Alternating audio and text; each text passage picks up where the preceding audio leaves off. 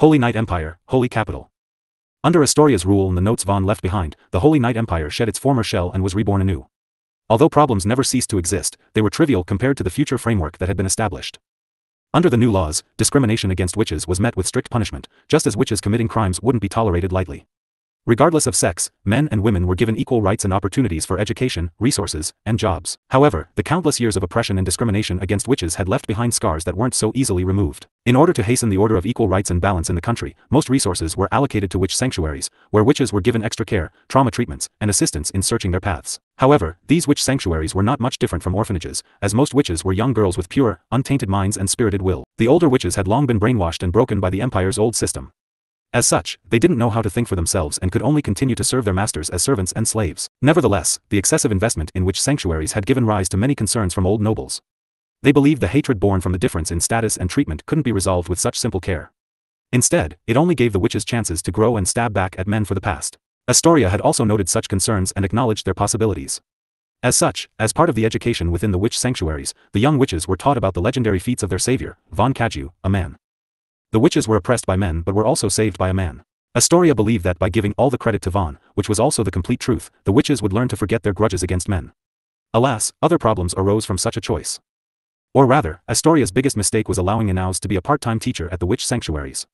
Inaus was the leader of the Shadow Witch Order, and most of their new members were precisely recruited from these very witch sanctuaries. However, Astoria's biggest headache wasn't Inaus' blatant poaching of talents but the content of her lessons. She had practically turned all her students into cult members with strange obsessions and blind worship for the one who granted them salvation. Vaan Maniacs. It was the name of the fan group, or rather, the cult founded the young witches at the witch sanctuaries. Conflicts would always arise on the streets of the holy city every time their members heard words of disagreement or blasphemy against their savior. However, that wasn't even the worst of it. Ever since the Holy Knight Empire opened its borders and started trading with the Black Rose Kingdom, another fanatical group of witches would clash with the Vaan Maniacs every time they visited. As Astoria sat in her chair, rubbing her temples, an official arrived with a knock outside her study room. "Your Majesty, there's a civil dispute in the main square," the official messenger reported. Astoria helplessly sighed before asking with a look of fatigue, "Are the Vanatics and Vaan Maniacs engaging in their verbal war again?" "Yes," the official messenger answered honestly. "I understand," Astoria acknowledged before gesturing the messenger to leave. "You're dismissed." "Understood, Your Majesty." Shortly after the official messenger left, silence returned to Astoria's study room. But a few moments later, the sound of eating grapes was heard. Inaus chewed on a piece of grape she plucked from the table as she lazed on a couch, casually reading a long list of names with high witch potential. Astoria glanced at Inaus and said, "You heard the messenger. Can't you do something to stop the Vanatics and Vaan Maniacs? And why should I stop them? It's not like they are killing anyone or destroying stuff. They are only arguing." "I don't see the issue," Inaus casually replied. Astoria forced a smile while reining in her annoyance and said, "You don't see the issue? They are a public nuisance. They crowd the market, disturb store owners, and obstruct businesses. The letters of complaints I receive each time they clash numbers more than several hundred each day." Astoria said with frustration. "That's not my problem, Headmaster Astoria," Inaus laughed, shirking her hands of the matter before saying, "Complaints are just complaints. Besides, verbal clashes between the Vanatics and Vaan Maniacs aren't entirely bad. They are basically spreading Vaan's tales and feats to the anti-Vaan and anti-witch factions in hiding. They are forced to listen even if they don't want to.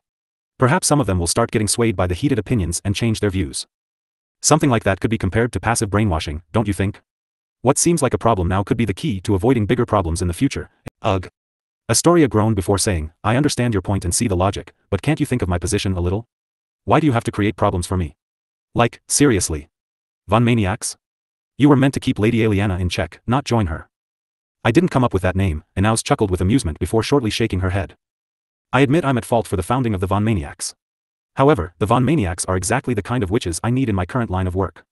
Only this group of devoted witches will remain loyal to Vaan and the Shadow Witch Order and complete their tasks at all costs or die trying. They will never sell our information to the enemy. I know you are really busy right now, but so am I. We are all busy people, doing what we can for the man we love. At the very least, I believe you are having it easier than me, Headmaster Astoria. After I get the people I need, I have to go back to focusing on the southern expansion," Inaus said with a sigh. Hearing about the southern expansion, Astoria became serious as she inquired, "How's the situation in Divine Sword City?" Previous chapter. "There hasn't been any progress on Divine Sword City," Inaus shook her head with a helpless sigh. "In fact, my plans to expand the Shadow Witch Order's intelligence network throughout all 12 city-states of the Divine League had come to a standstill. None of these city-states seem to take kindly to outsiders entering their territory. Whether they are merchants or travelers, witches or regular men, anyone that steps into their domain will be secretly tracked and eventually killed. I lost many good witches just to understand this much," Inaus said disappointedly. "That's rather suspicious," Astoria rubbed her chin thoughtfully before guessing. "It seems they are either trying to hide something very important or extremely wary of outside threats." It might even be both reasons, Astoria further guessed. That is also what I suspect, Inauz nodded and said, just Divine Sword City alone possesses some extremely powerful individuals called Sword Masters. High Witches are just little lambs in front of them. However, their power doesn't come from themselves but the swords they wield. These divine swords have incredible sharpness and force. Some even have mystical abilities. It really makes one wonder how they are made. The Divine League must be trying to protect the secret method to producing these kinds of divine weapons. It might be the only thing keeping their alliance strong and deterring their powerful neighbors from invading them, Inauz speculated. I thought you only knew the Divine League removes all outsiders entering their domain? Astoria asked, raising an eyebrow. It is the only fact I know for certain. The rest is just speculation, Inauz replied. I see, Astoria uttered. After pondering for a moment, she rummaged through some pile of files on her desk before pulling out some 200-year-old papers and handing them over. The information in these papers might interest you, Lady Inauz. What kind of information are they? Inauz accepted the old papers and started skimming over the contents. Just some trade routes the Holy Night Empire uses to reach the Free Federation. Of course, the newer routes avoid the borders of the 12 city-states belonging to the Divine League, Astoria answered. It seems the Empire's trade routes had been altered numerous times over the course of 200 years. I see. The Divine League was formed during the Holy Night Empire's aggressive expansion period, Inauz understood before nodding. Indeed, this kind of information is useful to me. That's some impressive analytical power. You understood that much so quickly at a glance, Astoria praised. Inauz replied with a slight smile and didn't comment. Silence returned to the room as Astoria and Inauz returned to their work. Astoria read through a pile of letters of complaints, daily reports, civil to national concerns, and miscellaneous suggestions from officials. On the other hand, Inauz screened for talents from the witch sanctuaries to recruit into her shadow witch order. Meanwhile, the Vaanatics and Vaan maniacs continued to cause a disturbance in the holy city's main square as they engaged in their verbal war. Tui, a thug-like Vaan maniac spat and rolled up her ragged sleeves before barking, what do you mean only chaste witches will enter Lord Vaan's eyes and receive his divine blessings? Humph, bitch. Who the hell are you to say such a thing? How dare you dirty our Savior's name with such words? I don't know who you think you are, but I will not tolerate anyone making our Savior sound like a big, lustful pervert. Our Savior is the most compassionate man in this world. He sees the right and wrong in this world and does not turn a blind eye to the injustice and darkness that plague this land. Even filthy witches like us, who are not worth anything and are no different from the dirt on the ground, are worthy of his salvation. Lord Vaan does not discriminate between those he saves. His compassion reaches out to all who are suffering and unfortunate. Humph. How can he be the same as those scums that lust for chaste beauty? The thug-like Vaan maniac snorted with contempt. In her eyes, the words that came out of the Vaanatics were no different from the fart coming out of her ass. Why you, uneducated swine? Since when did we say Lord Vaan was a big pervert that lusts after chaste beauties? You are completely twisting our words, a virgin Vaanatic seethed angrily. We only said that the most devoted and chaste witches will have the chance to earn Lord Vaan's smile and receive his blessings. Who doesn't know the story of Lord Vaan raising thousands of high witches to overturn the tides of war? Do you think just anyone can receive his blessing and become a high witch overnight? Even if countless beautiful naked witches lined up to warm his bed, he might not even glance at any of them. Only the chosen ones will enter his eyes and receive powers others can't even dream of obtaining, even if they work hard for a lifetime. Do you think anyone can do something like that? Lord Vaan was born to rule over us and help us rise. He is the Lord of Witches. That's why, as witches, we must always keep ourselves chaste and devout to Lord Vaan. His smile grants us salvation, and his blessing allows us to overcome all obstacles, the virgin Vaanatic ardently preached. However, the Vaan maniacs were even more unhappy to hear such words. Nonsense. Your words make no sense. Lord Vaan is our savior. He saved us when we had nothing but dirt-stained bodies and rags for wear. Is this not the smile of Lord Vaan you speak of? Humph, another thug-like Vaan maniac snorted. Just because you look a little cleaner than us, that gives you the right to be better than us? Because we are dirty, Lord Vaan will never look at us?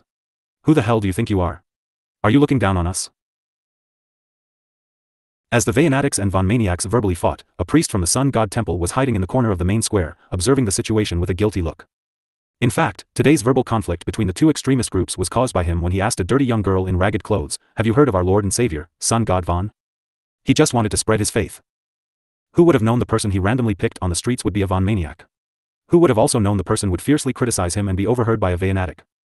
The priest only hoped the frustrated store owners in the main square wouldn't find out the truth and direct their anger at him. Previous chapter.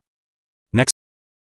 Back in the imperial capital of the great Rathalos Empire, death continued to ravage the streets and instill terror into every home. The surprise attack from Great Devil Abaddon's domain inflicted great casualties on the common populace, but only during the initial period. After all, the great Rathalos Empire was a nation of powerful warriors, and the imperial capital was the heart of the country. Every home had at least one rank 3 body refiner. Dealing with vampiric demon bats wasn't an issue for them. Most of the casualties within the great city comprised untrained witches, women, and children below 10 years of age.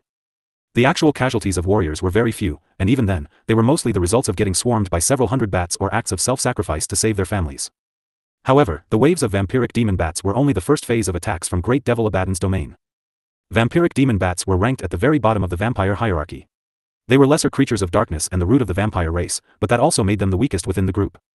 Without special circumstances, opportunities, or evolution, vampiric demon bats would never grow beyond rank 3, and most were generally between rank 0 and rank 1.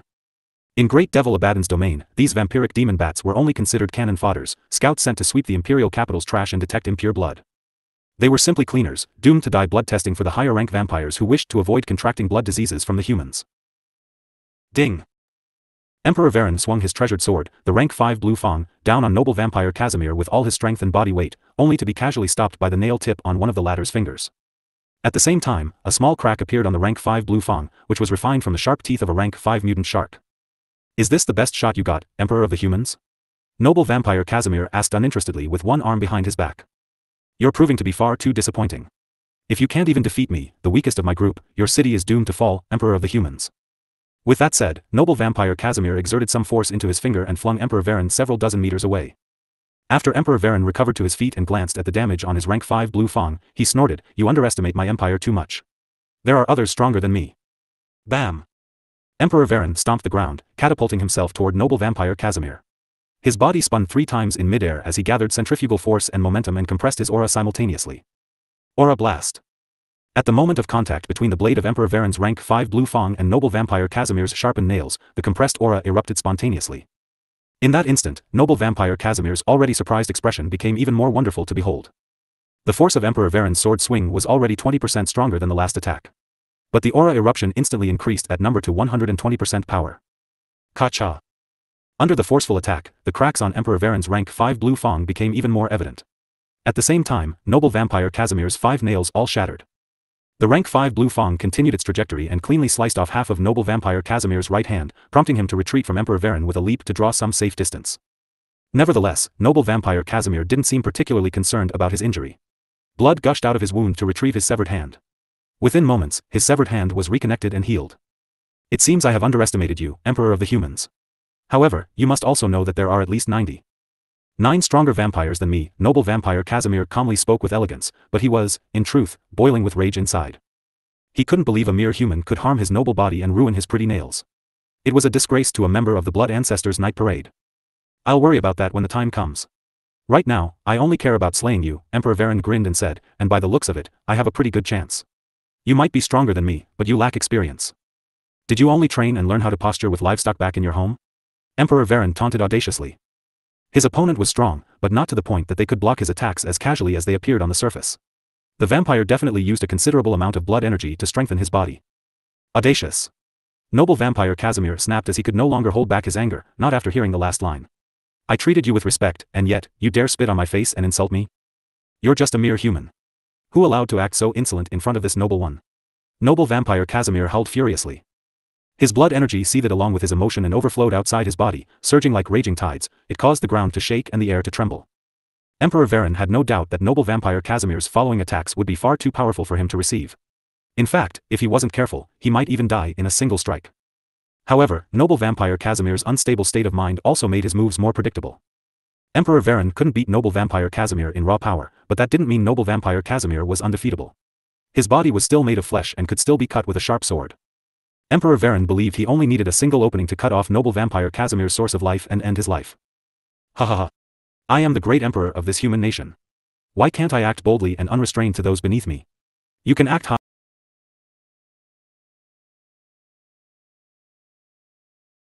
high and mighty while you are still standing, but I'll be the one to make you kneel to this emperor. Emperor Varan continued his taunts. Noble vampire Casimir's gaze became frighteningly cold with sharp killing intent. You are courting death. Previous chapter. Boom. Just as the noble vampire Casimir cursed Emperor Varan to die, a body came crashing into their battlefield like a cannonball, creating a small crater. Shortly after, a person crawled out. Emperor Varan's gaze zoomed in on the pale-skinned person with a heavy heart. It was another vampire, one with a stronger aura than noble vampire Casimir. Meanwhile, Casimir's rage slightly cooled down by the sudden interruption. He quickly recognized the crash-landed vampire and became surprised. It was Lord Grimbald, the noble vampire holding the 58th rank in the night parade. He was a late-stage demigod. Even if his strength was suppressed to mid-stage demigod, no one in the great Rathalos Empire should be his opponent. Lord Grimbald, who sent you crashing here? Did you underestimate your foe? Casimir asked with surprise, respect, annoyance, and even glee. He was glad he wasn't the only vampire to be humiliated by inferior beings. However, Lord Grimbald did not respond to Casimir. His expression was distorted with fear before he turned tail and fled. Casimir and Emperor Vaan were both startled by such a sight. Who could reduce such a noble and dignified vampire to such a pathetic and fearful state? They both wondered. Nevertheless, their question was shortly answered. Lord Grimbald did not make it far before a ghostly human appeared directly in front of him and grabbed at his head with his deathly hand. "And no!" Lord Grimbald cried with his eyes filled with dread and desperation. Lord Grimbald wanted to halt his steps and flee in a different direction, but Vaan's hand moved faster than he could react, latching straight onto his face. A wisp of nothingness drilled into Lord Grimbald's head and scattered his soul, damning him to eternal death. Shortly after Lord Grimbald died, Vaan casually pocketed his corpse, counted his kills, and then glanced back at Emperor Vaan. "Do you need a hand?" Vaan asked considerately, thinking Emperor Vaan was struggling and could use the help. However, Emperor Vaan almost staggered with fright. "Yes. And no. Definitely a no. I'm alright, senior." Emperor Vaan replied timidly, completely mistaking Vaan's intention as he recalled how his hand took the vampire's life with a simple touch.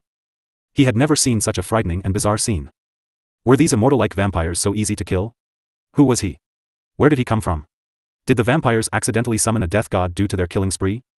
Countless questions ran through Emperor Vaan's mind, but no one was there to answer them. Vaan departed the moment he received Emperor Vaan's answer. It was disrespectful to interrupt another person's duel. He didn't care enough about Emperor Vaan's life or death to intervene anyway. In fact, Emperor Vaan's death was even more beneficial to him, or, at the very least, it would be after they overcome Abaddon's crisis.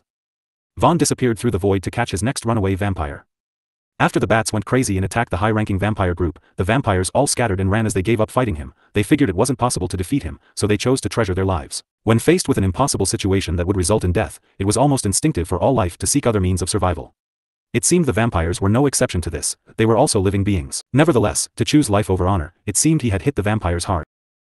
While hunting the fleeing vampires, Vaan also kept track of the young dragon elite's battles throughout the imperial capital with his fourth-dimensional sense. After his omni-sense upgraded to fourth-dimensional sense, his detection range had increased tenfold and practically covered the entire megacity. As such, he was aware of everything happening within. With a single thought, he would appear to the dragon's rescue if they needed it. However, the young dragon elites did not disappoint his expectations. They were proving to be worthy of geniuses from their clan. Even though they were facing far stronger opponents, they were holding their ground and had yet to lose. That said, that time was drawing infinitely close as their mana depleted and their fatigue accumulated. It seems Freygar will be the first to lose, Vaan noticed. In that instant, he immediately halted his hunt. He leaped through space, appearing in the vicinity of Freygar's battle with the 73rd rank noble vampire, Valerina. Ding! Target's information.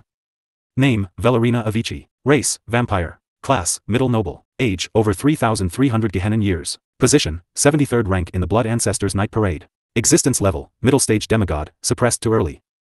Stage demigod. Abilities, blood control, shadow manipulation, regeneration, blood puppet, charm, regrowth, blood rejuvenation, shadow step, assimilation. Vaan briefly checked Valerina's information, and he had to admit she had some impressive abilities. In particular, assimilation possessed the most promising potential. It was an ability that allowed Valerina to assimilate the body parts of other living beings to inherit their traits. Such an ability could have taken Valerina very far in the physical aspect. Unfortunately, seeing how Valerina retained the standard appearance of a beautiful female vampire, it was clear that she did not utilize her gift well. She could have been a much more powerful vampire, but her vampire aesthetics held her back. She chose beauty over power. Target's information. Name, Freygar. Race, Red Dragon. Class, not applicable. Age, 298 Pangean years. Position, rank 47 of the top 50 geniuses within the Red Dragon clan's 4th generation. Existence level, early stage transcendent. Abilities, Draconic Might, Magic Mastery, Physical Enhancement, Dragon Tongue, Rune Understanding, Forbidden Spell. Indeed, it was clear that Freygar was at a severe disadvantage after looking at her information. She was much younger than Valerina, and her strength was far beneath hers. However, Freygar held her ground against Valerina for over an hour. Even though the other party didn't go all out against Freygar from the start, holding on for so long against an opponent an entire rank above her was already an impressive feat in and of itself. Nevertheless, what surprised Vaan was Freygar's age. She was younger than the Red Dragon clan's history in Pangaea. In other words, she was a purebred Pangean dragon, a native of the current Chaos verse. Her talents would be different from those of the older generations of her clan, just like the fire dragon god hoped for its future descendants. Vaan was curious how far she could grow and how she would differ from chaos-born red dragons. At that moment, Freygar's draconic body was filled with wounds. She had several dozen broken scales, and blood spewed out of her exposed flesh. Her current state was far from the proud majesty a true dragon should have.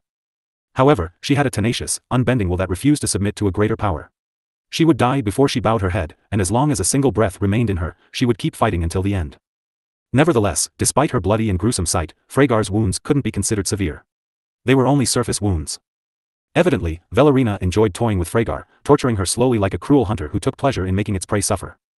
Although Valerina expressed her interest in taking Freygar's scales to embellish her beauty, what she truly enjoyed was ravaging other flowers whenever she saw them. Through their battle, Freygar learned that Valerina was a psychotic bitch with an extensive yet envious view of beauty. She would ruin everything remotely associated with beauty so she could be the only one. Truly a vampire with a loose screw. What's the matter, dragon lady? Are you ready to croak? We can't have that yet, can we?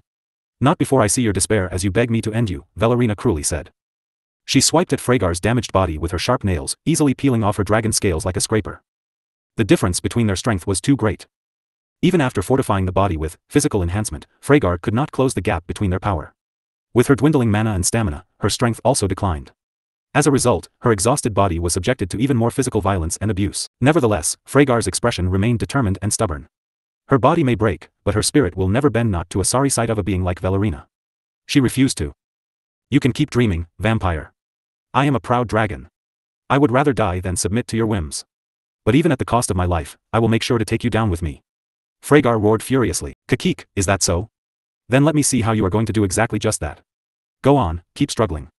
Entertain me more. In her eyes, Freygar's threat was no different from the weak cursing of a dying man on his last breath. It sounded intimidating but had no substance. After all, a threat was, in the end, just a threat. Freygar's gaze flashed with a chilly glint. Following her hardened resolve, Freygar started speaking in a lost language that seemed even more ancient than the dragon tongue. Each word resonated with heaven and earth and drew more power from them. The laws of heaven and earth were stirred in response. The trembling ground stilled, the rustling wind eased, and time itself seemingly froze. As the world turned silent, Freygar's ancient words felt like the only thing that existed. A frighteningly ancient power was awoken from its slumber as it slowly manifested in the sky. Before this power, regardless of gods or mortals, all seemed insignificant. Pack! Valerina flashed before Freygar's head and smacked her into the ground, disrupting her forbidden incantation before she could finish it. In that instant, the ancient power and otherworldly phenomenon vanished without a trace, making it all seem like an illusion, something false without real power. Forbidden magic, huh? Valerina coldly smiled at Freygar's groveling figure with amusement and ridicule. Kakik, I heard the Red Dragon clan managed to decipher some words from the forgotten, primordial language of the ancient gods of origin and created a few forbidden spells out of them, but to think it was true. Indeed, something as absurd and out of this world as forbidden magic could threaten my life at the expense of your own.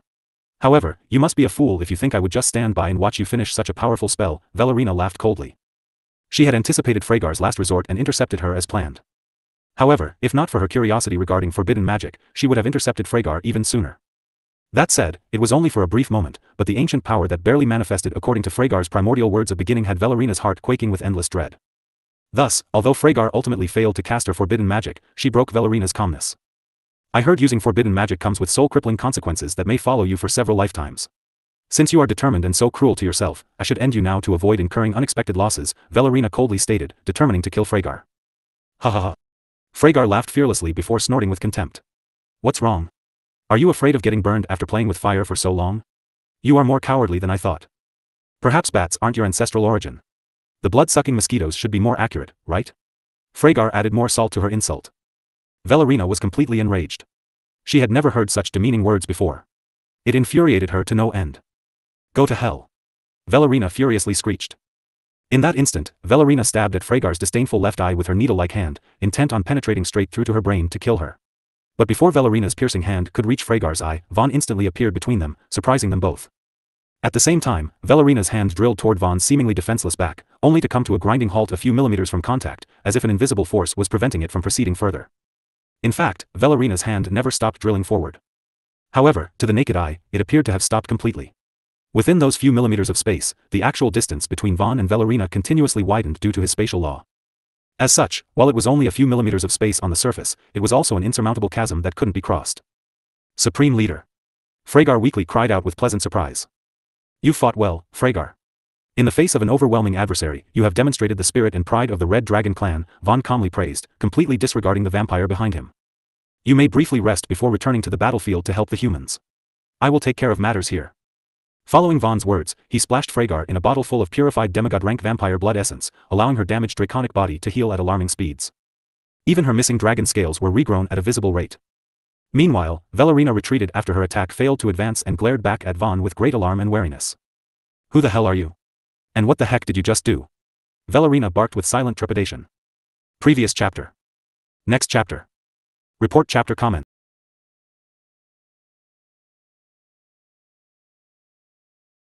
Did you hear that, Freygar? Not only is she cowardly, but she is also deaf and blind, Vaan said jokingly to Freygar while taunting Valerina. Freygar couldn't help but laugh as she relaxed. Since her supreme leader arrived, then she had nothing to worry about. But at the same time, she couldn't help but feel shocked by her miraculous recovery. That red elixir was just too potent. It must be extremely precious and rare. Freygar felt touched, and her inner desire was reinforced. She had to find a way to achieve human form so she could bear the supreme leader's child. They could create a wonder baby with her new generational talent and the supreme leader's peerless bloodline. Meanwhile, Valerina venomously glared at Vaan with caution and envy but mostly rage. She noticed his lustrous and grand dragon silk attire. It must have been made with the highest quality materials and craftsmanship. Insolent human! How dare you insult me? Valerina screamed furiously, but she did not dare to attack. She couldn't break through Vaan's invisible wall even if she did. However, Vaan didn't intend to use infinite spatial expansion again. It was one of the most basic applications of the spatial law, but it was also an inefficient and wasteful usage of mental strength. It was only good for posturing and demonstrating the vast difference in strength to a weaker opponent. To stronger opponents, it was an express ticket to death. Oh? Are you envious of me too? Vaan glanced at Valerina with pity. You are truly a sorry excuse of a being. I would teach you an unforgettable lesson for what you have done to Freygar. But unfortunately, I don't have that much time to waste on you. So you can just die, Vaan stated. Shortly after, he pointed a finger at Valerina, and a beam of nothingness shot out. Before Valerina could react to anything, the beam of nothingness had already penetrated her forehead and dispersed her soul. Valerina died without seeing how she died. Freygar stared at Valerina's fallen corpse with a blank look for a moment before she was dumbfounded. She couldn't believe such a difficult opponent had died just like that. However, that also spoke volumes of the supreme leader's power, unfathomable and unparalleled. When Freygar glanced at Vaan, her eyes were filled with even more respect, reverence, and adoration, thinking no other being could ever match up to him. Nevertheless, Vaan didn't stick around after collecting Valerina's corpse. He had already said what he needed to say to Freygar. As such, he took off to the next location that needed him. Meanwhile, Lord Fergus and several high-ranking vampires within the top 10 of the night parade fled back into the Crimson Light Zone, which had become a part of Gehenna. In the end, we still ran pathetically in defeat. So much for taking down that human, even if it cost our lives, the second rank royal vampire, Melchior Albatross, commented with ridicule as he recalled Fergus's previous words in battle. Humph. Fergus Albatross snorted at his younger brother's snide remark and retorted, if some idiot didn't drive the bats crazy and ruin our formation, why would I need to order a retreat? The situation became impossible to salvage. With the disorder in our ranks, it was clearly impossible to take down that human. I don't know why the bats wouldn't attack that human, but I know we have to report everything back to the Blood Ancestor. That said, I find it strange that the Blood Ancestor has yet to arrive. I fear something back home is delaying the Blood Ancestor's arrival. Fergus Albatross mentioned with a frown. In his preoccupied mind, he did notice the cold glimmer in Melchior's eyes. By the time he sensed Melchior's sudden surge of killing intent, it was already too late. Poochie. Melchior ran straight through Fergus's back before he ripped out his heart, depriving him of half his blood power and severely injuring him. Why you? Fergus shot Melchior a look of disbelief and fury, confused and pained by his act of betrayal. Sorry, big brother, Melchior apologized without a hint of emotion and said, however, you have already lost your right to lead us after that colossal failure. Do you think you still have the right to return to the Evernight territory alive? I will be the one to report your pathetic failure and everything else to the Blood Ancestor. You don't have to worry about anything and die in peace. I will put your divinity to good use and become a better leader than you ever will, Melchior declared with a cruel grin. You bastard. To think you harbored such treacherous ambitions. I was a fool to have trusted you. Do you think the clan elders will agree with your leadership? Fergus barked with suppressed fury. You don't have to worry about that. Those old things are in deep slumber. If no one wakes them up, how would they know what happened to you? Melchior laughed coldly. Fergus felt helpless in front of Melchior after suffering a crippling injury from him. He could only watch the latter consume his heart and perfectly assimilate his divine power. There wasn't a single shred of rejection, as they shared the same blood. After Melchior cut off Fergus's head and absorbed the rest of his blood power to ascend to rank 6 divine being from half step divine being, Fergus's life finally withered away. Seeing as no one made a move against me, I presume you all agree with me taking the reins from here? Melchior calmly asked, sweeping the high-ranking vampires a glance. We don't, the vampire group expressed their stance. After Melchior assimilated Fergus's divine power, his blood aura felt slightly more powerful than Fergus at his peak. As such, even if they didn't find his treacherous action agreeable, they couldn't do anything about it. Good. Melchior nodded before saying, then, let us return to the Evernight territory to find the Blood Ancestor. We will pin all the blame on Fergus for our collective failure. Melchior's last line immediately received strong approval.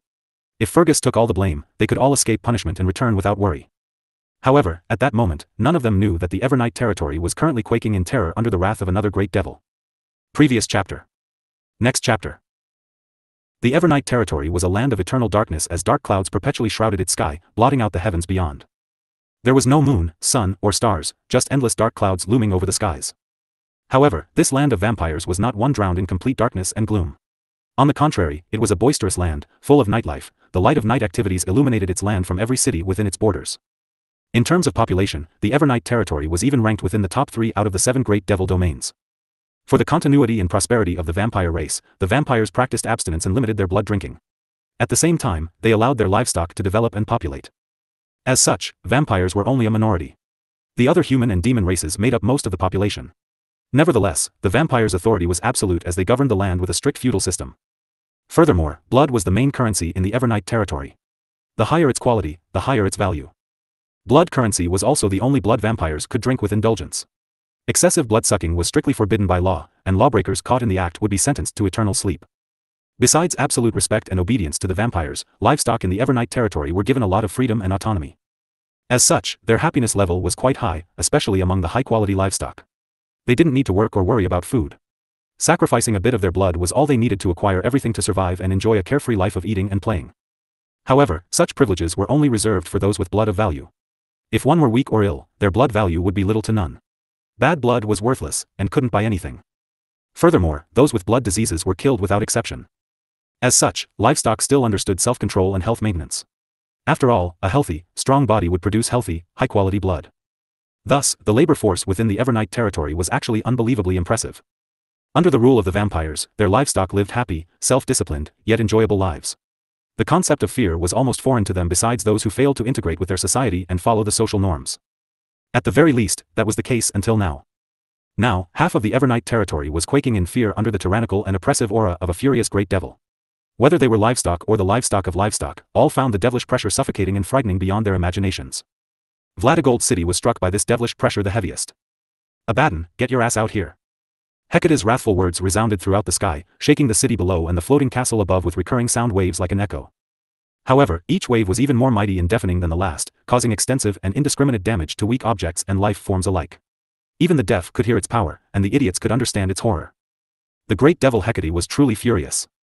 Devil Queen, please calm down. If there's a problem with the blood ancestor, let us talk this out. Scram. Pfft. Several royal vampires of the older generations flew over to appease the enraged great devil, only to be sent splurting blood from their mouths with a single word. Each one of them was no weaker than peak demigods, yet they were helplessly sent flying away like broken kites. The terrible power behind that one word could be imagined. Abaddon, come out and see me right now. Stop testing my patience. I know you can hear me. Abaddon. Hecate's furious words continued to resonate throughout the land, causing wanton destruction in its wake. Buildings fell, and demons died. Death chased the shocking sound waves like a game of tag. Despite all that, Abaddon's castle remained still without a single movement, completely irresponsive to Hecate's summoning. It almost seemed like no one was home, and Hecate was just wasting her breath. However, Hecate knew Abaddon was definitely inside his ancient floating castle. She wasn't so foolish that she would vent her rage on an empty home. The last trace of Hecate's patience vanished after her repeated calls all failed to produce their desired results. In that instant, her furious gaze turned frighteningly cold and decisive. Swish! Hecate casually swung her left hand, generating sharp winds as a crescent-shaped moonlight force sliced through the air, heading straight for the ancient floating castle. As it traveled, it grew with increasing power and size, intent on cleaving its target in half. However, a blood sphere covered the ancient floating castle at the last moment. It absorbed Hecate's attack, reducing its heavenly destructive power to a mere ripple on the surface of the blood sphere. Shortly after, the blood sphere dispersed, and a black-robed ancient vampire with long white hair emerged from within the ancient floating castle. You've gone too far, Hecate. Abaddon stated with a hint of anger. Heh, I've gone too far. Hecate snickered for a moment before her eyes burned with greater fury. How dare you talk to me about going too far after what you did? The gall you have, Abaddon. And what exactly did I do? Oh, I know. I just picked up the trash you threw away and turned it into something useful. What's the problem with that? Abaddon sneered with a cold smile. Hecate immediately understood that Abaddon had no intention of admitting his mistake and compensating for her great loss. However, she also had no intentions of making a wasted trip. She had to skin a layer of Abaddon's flesh, at least. The death of several 100,000 ardent believers was not a small loss. The faith energy she received from them was 100-fold better than the same number of beings from her own domain. Moreover, their faith energy was of superior purity, that wasn't something she could easily nurture in a short time. More infuriatingly, she couldn't even welcome their souls into her divine kingdom, as they had all been completely sacrificed to Abaddon's blood ritual. The more Hecate thought about it, the angrier Hecate felt. Boom! Hecate suddenly launched a powerful moonlight slash at Abaddon with the intent to kill, only for it to be blocked by Abaddon's blood power, albeit with great shock, as it wasn't easy to do in his haste. Abaddon didn't expect Hecate to try killing him. "Are you crazy, Hecate?" Abaddon roared, criticizing her. "Are you going to fight me to the death over such a small matter?" "I didn't pick this fight." "You did," Hecate coldly stated. Previous chapter. Next chapter. Report chapter comments. "And how dare you call it a small matter? You have no idea what you took from me. But don't worry, what you took from me, I will take back from you in equal value." Hecate venomously swore. Clang. Shortly after Hecate spoke, Abaddon blocked a sudden moonlight slash from his blind spot. At the same time, Hecate's figure in front of him faded away. Cling. Cling. Clang. Abaddon fused the power of his blood law and shadow law and created a set of black blood armor to protect himself from Hecate's barrage of moonlight slashes from different directions. Each strike targeted Abaddon's vitals and chipped away at his black blood armor, letting him know Hecate was completely serious. As Hecate continued chipping away Abaddon's black blood armor with her moonlight slashes, Abaddon remained defensive, helpless to fight back, not because he couldn't, but because he failed to lock onto Hecate. Hecate's presence had completely blended into the background, making her seem invisible. Each of her moonlight slashes appeared out of nowhere, repeatedly surprising Abaddon. "Where are you looking?" "I'm right here," Hecate's cold voice resounded. Abaddon immediately fixed his gaze on the source but found multiple dozen Hecates moving in perfect sync. Their movements mirrored each other, a mirage. Only one of them could be real, or none of them at all. Hecate was the master of illusions. In front of her illusions, one's vision couldn't be trusted. In fact, all six senses were unreliable against her illusions. Nevertheless, Abaddon couldn't remain defensive forever. Blip. Blip. Multiple spherical pools of blood manifested around Abaddon before they rained countless blood drops on Hecate's copies at high speeds like Gatling guns. They punched holes in them, turning Hecate's copies into sieves as the blood bullets tore them away. None of them turned out to be the real Hecate. After Abaddon destroyed all the copies, Hecate spawned even more copies of herself. 10 became 100, and 100 became 1,000. In the next moment, thousands of moonlight slashes descended on Abaddon from every direction as each copy of Hecate launched one. Abaddon summoned more blood pools and drowned them in seas of blood bullets. Each side appeared to be filled with limitless power as they used their abilities without restraint. Abaddon guessed Hecate was hiding among her copies, and almost every moonlight slash from the copies was fake. However, he was sick of being treated like a turtle in its shell. He had to fight back. As such, his spherical blood pools rained endless blood bullets on everything around him, tearing away Hecate's illusions. However, Abaddon was startled when his blood bullets encountered resistance from not one but every one of the 1,000 moonlight slashes. Hidden within the illusion was a killing move that threatened to hack him into pieces. Damn it! Abaddon cursed as his crimson eyes flashed with a bright gleam. Slaughter domain. In an instant, the entire area was covered in a crimson field that rapidly expanded from Abaddon, who was at the epicenter. Everything caught within the crimson field became slow and sluggish as if time itself slowed down. Inside Abaddon's slaughter domain, his killing intent was amplified 1,000-fold and transformed into an invisible oppressive pressure that restricted the movements of living beings. Abaddon was the grim reaper within his slaughter domain. All life would be helplessly forced to stretch out their necks for him to cut. How could this be? Abaddon deeply frowned. With the help of his slaughter domain, Abaddon was able to determine Hecate was not among her copies. However, the attacks from all her copies were also real, they weren't illusions. Truly a master of illusions, Abaddon hated to admit, but it was true. Even if his power was equal to Hecate's, she was the second last person he would have liked to fight after Thanatos. Fighting Hecate would frustrate him to death. What seemed real was actually fake. What seemed fake was naturally fake. But sometimes, the fake could also become real. It was confusing and infuriating. If people were trapped within Hecate's illusions for extended periods, they could lose their minds and go crazy. Stop. You win, Hecate. Abaddon furiously thundered after shattering all of Hecate's attacks within his slaughter domain. He decided to make a concession. Just tell me what you want. I can agree if I find it acceptable. Abaddon said impatiently. He still had a continent to conquer and didn't want to waste any more time on Hecate. If I want 9,000 drops of your divine blood essence, will you give it to me? Hecate coldly asked as she emerged from her illusions. However, Abaddon's eyes flashed with killing intent when he heard her exorbitant demand. Losing 9,000 drops of divine blood essence would seriously harm his divinity, weakening his divine power and shortening his longevity. It became clear that Hecate wouldn't be reasonable. Suddenly, Abaddon launched a sneak attack at the unassuming Hecate, cleaving her unguarded body in half with a single blood slash. However, Hecate's divided body shortly faded into the air. It was just another illusion. Looks like peaceful negotiations are over. Hecate's cold snicker resounded in the background before saying, all is well. I wasn't asking anyway. I will just take it from your body myself. Rumble. The world briefly shook before a heavenly beam of crimson moonlight descended from the sky, piercing the veil of endless dark clouds and dispersing them far away. It revealed the sea of stars and crimson moon in the heavens beyond. Crimson moonlight filled the world through the hole in the sky. However, it only lasted briefly before the red celestial body in the sea of stars turned white and bathed the world in its luminescent and gentle white moonlight. At first, it didn't seem to do anything except expel darkness from the region. But as vampires in the city below experienced prolonged exposure to the white moonlight, petrification occurred. The surface of their skin turned rough like hard stones and white like snow. Before long, chunks of petrified flesh broke off from the main body and shattered into a pile of white salt on the ground. Even Abaddon wasn't an exception to the bizarre petrification power of the white moonlight as his black blood armor crumbled into white sand. White death. Abaddon was appalled before gritting his teeth with rage and howling, "Are you insane, Hecate? How dare you use your transcendent divine power on my city?" Shortly after recognizing Hecate's transcendent divine power, Abaddon's anger finally peaked.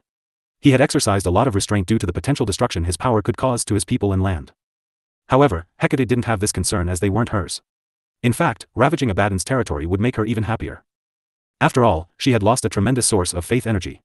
It was only fair that she damaged Abaddon's divinity to get even. So what if I did? You can't even begin to fathom how much you have taken from me. However, that's okay. I will make you understand exactly how much you took from me. Following Hecate's cold words, the cascading white moonlight converged on a single location, Abaddon's position. As it did, its radiance was magnified by countless folds over time. Abaddon could feel the threatening power of petrification amplify as the moonlight grew in white brilliance. He immediately dispersed into countless bats, relocating to a different spot. However, the concentrated white beam of moonlight followed Abaddon. Wherever he went, the moonlight beam followed. At the same time, the more he moved, the more destruction caused by the moonlight beam. Abaddon's eyes grew redder as he watched the petrified regions within the city below. The beautiful and prosperous city was slowly transformed into a ruin full of salt and death. Hecate's transcendent divine power, the White Death, had already claimed millions of lives in mere moments. Even the vampire armies set to enter Pangaea were reduced to mountains of salt. Nevertheless, Hecate did not bat an eye to such a massacre. The indiscriminate slaughter was but a small number, a tiny, insignificant fraction of Gehenna. Such losses could be easily recovered with time. On the other hand, the psychological damage she inflicted on Abaddon was not so easy to recover from. That made Hecate delighted. Regardless of race, women became terrifying existences once angered. Despite being in another great devil's territory, not a single being came forward to help Abaddon since he emerged from his ancient floating castle to retaliate against Hecate. Abaddon's people knew they didn't have the power to interfere in a battle between the great devils, for a battle between great devils was no battle, it was a calamity to mortals. As the saying goes, when gods battle, mortals suffer. Abaddon held back because he knew he would cause mass destruction to his land and people if he went all out. However, even if he didn't go all out, mass destruction still occurred to his land and people. This grudge is irreconcilable, Hecate. You have forced my hand. Abaddon screeched with a deafening high pitch. Rumble. The hole in the sky that Hecate had punctured was quickly patched as rolling dark clouds gathered. Hecate's moonlight was banished beyond the clouds, and darkness returned to the land. Transcendent divine power, eternal darkness. The entire region was drowned in pitch-black darkness as a domain-like darkness field expanded outward. Within this dark field, all light disappeared, all fire died, and life ended. Even the buildings and ground became decrepit, desolate, and ancient, as if several thousand years had passed in an instant. Abaddon's eternal darkness devoured all energy, essence, and life in his surroundings and converted them into raw power. Although Abaddon condensed the dark field's range to increase its devouring power on Hecate, the city and people below were still affected. The extent of the damage almost caught up to Hecate's White Death in an instant. Nevertheless, Abaddon's eternal darkness wasn't meant to be a killing move. Its main purpose was to devour Hecate's energy and life force and increase his own. However, the lack of raw power told Abaddon that his eternal darkness failed to devour Hecate's power. Either she had escaped its range, or eternal darkness could not devour Hecate's energy and life force. Of course, Abaddon preferred to believe the former rather than the latter.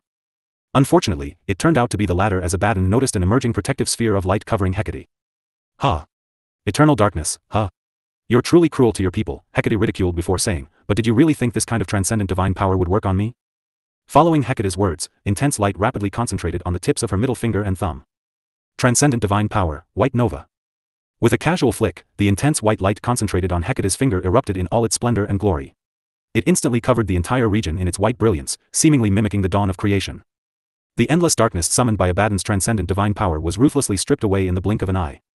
At the same time, Abaddon was terribly scorched by the white brilliance, which contained powerful light laws, the bane of all darkness. Naturally, white nova would cancel out eternal darkness equally. Transcendent divine power was the term given to any kind of skill or ability capable of producing power above one's divine rank. Most laws were transcendent divine powers, but not all transcendent divine powers were laws.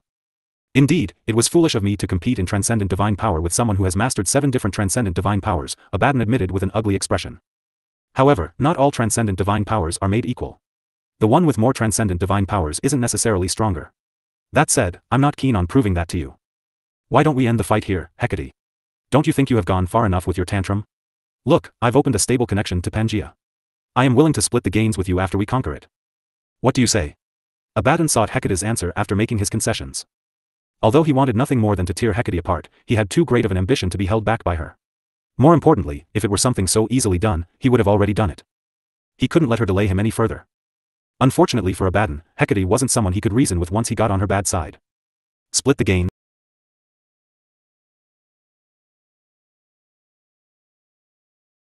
Gains? What a joke. If I wanted to conquer Pangaea, why would I wait until now? I've already told you what I want. 10,000 drops of your divine blood essence, not a drop less. Hecate coldly stated. Abaddon's eyes almost popped out of their sockets from endless rage and disbelief. It was truly difficult to reason with an unreasonable woman. 10,000 drops? Abaddon screamed with outrage before barking, you said 9,000 drops before. That was then, this is now, Hecate coldly stated. Stop asking for the impossible, Hecate. It's not going to happen. Abaddon thundered furiously, adding, I've already made repeated concessions for you. Do you truly want to turn this dispute into a battle to the death? If you push me any further, I will make you understand what it truly means to regret something. Abaddon threatened with fires in his eyes. He had mastered 3 different transcendent divine powers, one of darkness, one of blood, and something else.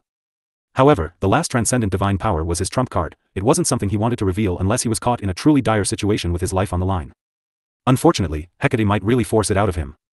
Previous chapter. Next chapter. Great Rathalos Empire, Imperial Capital. As Vaan hunted high-ranking vampires with noble and royal bloodlines, he reaffirmed how strong he had become. At his level, everyone below rank 6 divine being was simply ants in front of the power of his laws. As for those at rank 6 divine being, well, he had yet to put his strength to the test against such beings. Even so, he wasn't blind enough to just charge into Gehenna to look for one and challenge them. The heavenly tribulation wasn't to be underestimated. After all, it had killed his past reincarnations so many times. That said, Vaan also couldn't help but feel that the heavenly tribulations would no longer threaten him like they did in the past. His talent was from the 4th dimensional world, something that was beyond the heavens. Thus, what right did the heavens have to judge him? Nevertheless, his tribulation was coming. The great devil Abaddon also intended to descend. It was impossible that the two were unrelated. However, ordinary rank 6 divine beings shouldn't be a threat to him either. Thus, great devil Abaddon must be truly powerful. At the very least, he should be stronger than Pangaea's current understanding. As such, in order to prepare for the worst, he had to assume great devil Abaddon was a rank 7 divine being instead of a peak rank 6 divine being. That way, he wouldn't be caught off guard if the information turned out to be inaccurate. Vaan hunted down no more than 40 members from Abaddon's night parade within the past 3 hours. Moreover, they were among the top half of the 100 rankings. The remaining members were either engaged in battle or fleeing back to Gehenna. In other words, the threat posed by the vampires had been reduced to a controllable level. Vaan took that chance to study the Crimson Light domain, searching for a method to cut the connection between Gehenna and Pangaea. However, he soon realized he did not have the power to undo the connection. The Crimson Light domain was just like the dimensional crack in the north of the 7 Witch Kingdoms. His nihility law could not break the connection. Instead, the nihility law accelerated the Crimson Light domain's expansion. After further observation and study, Vaan finally understood the situation. The Crimson Light domain was no different from the dimensional crack and should be treated as such. In other words, the Crimson Light domain's expansion was a permanent, irreversible process. Trying to undo it was the same as trying to overpower the law of an origin creator. Furthermore, it wasn't just any origin creator but the prime originator, the first and most powerful origin creator in the history of chaos, the All-Father of Chaos, Father of the Lord of the boundless seas and skies and the Lord of Chaos. Although such an almighty being seemed to have disappeared, the prime originator's laws continued to govern chaos.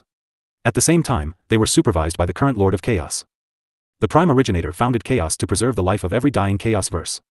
Thus, the prime originator must have created laws to prevent the destruction of worlds during the assimilation process, Vaan mused. An entire chaos verse was infinitely vast and boundless. To move such a large celestial body into chaos, the clashes between planets and stars here and there would be unavoidable. In normal cases, such cosmic clashes would result in the destruction of the smaller celestial body or even both simultaneously.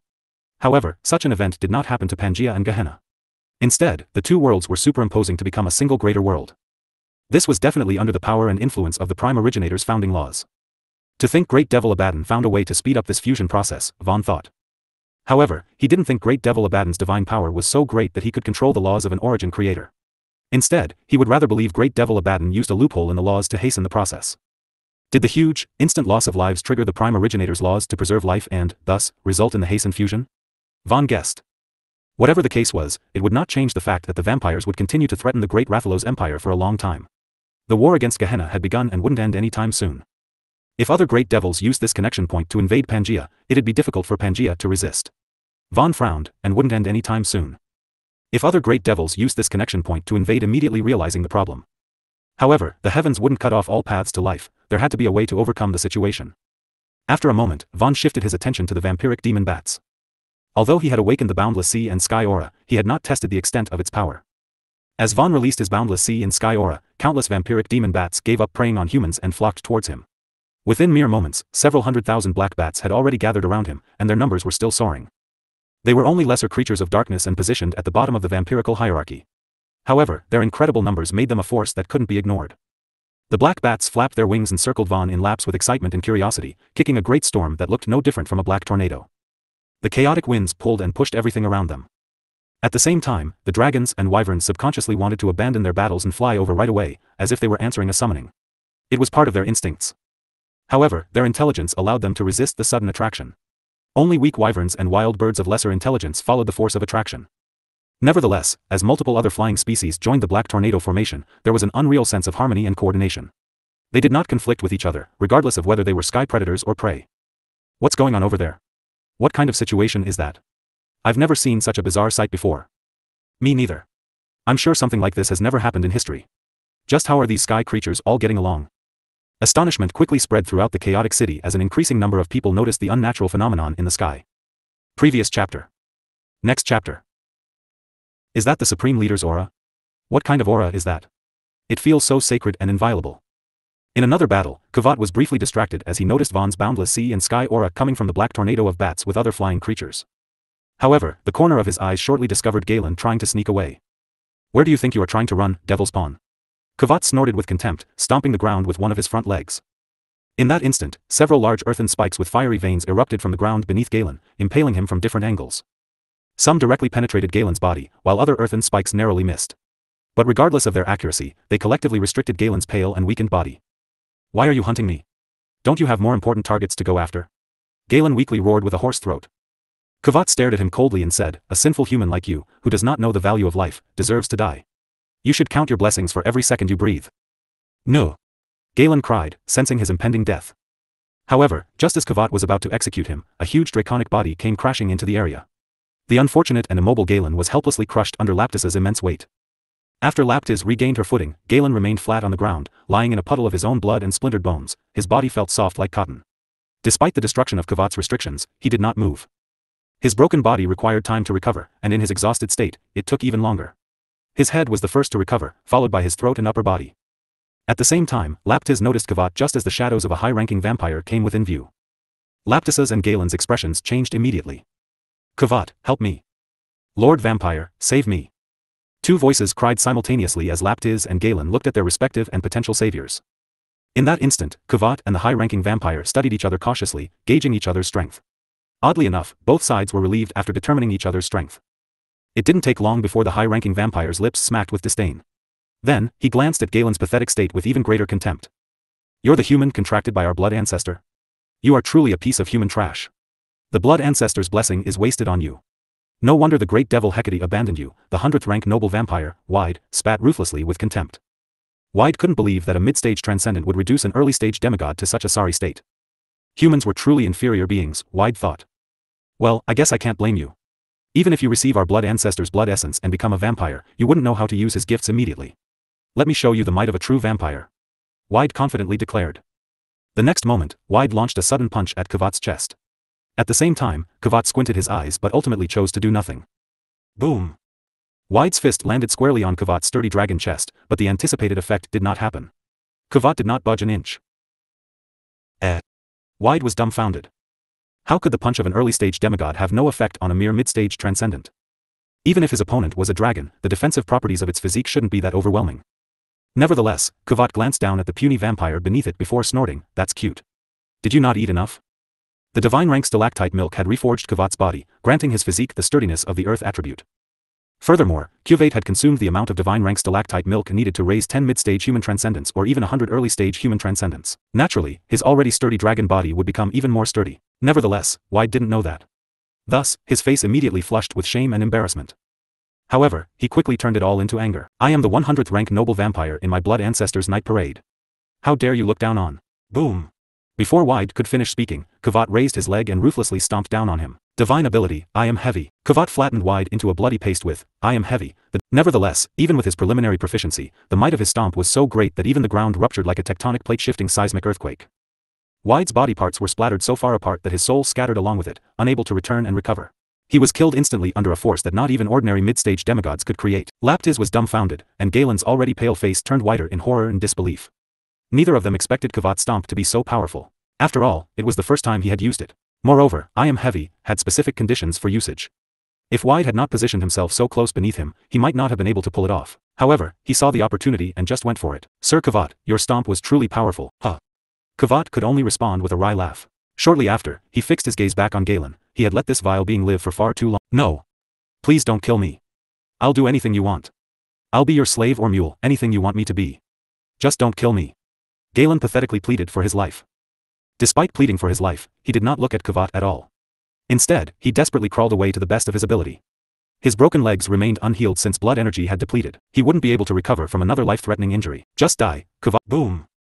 With a single stomp, Galen's body splattered with zero chance of recovery. His soul departed the world forever. That's the end of one evil, Kavat sighed after slaying the devil's pawn.